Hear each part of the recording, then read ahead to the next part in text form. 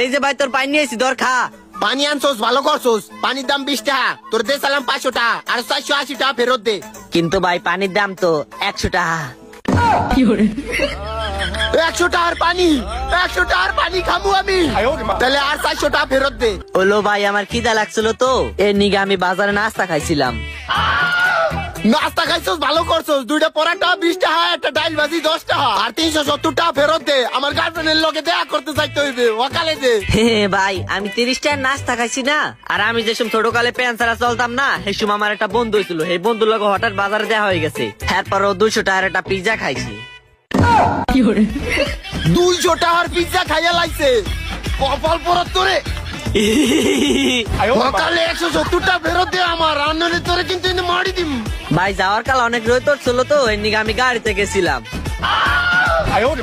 ভ্যানের ভাড়া 10 টাকা, যাইতে আইতে 20 টাকা, আরো 150 টাকা, সকালে 150 টাকা বাইক কর। কিন্তু ভাই আমি তো ভ্যানে যাইনি, মাইকো গাড়িতে গেছিলাম, ওই যে উপরে ছাতা লাই যে। কপাল পোড়া, আরে কপাল পোড়া, আরো 100 টাকা থাই, সকালে 100 টাকা বাইক কর। ভাই ওই যে ওই 100 টাকা খারা খারা ওইটা পকেটে আছে। নিতে আসলো ভাই, ওই 100 টাকা তো মনে হয় হারাই গেছে গা।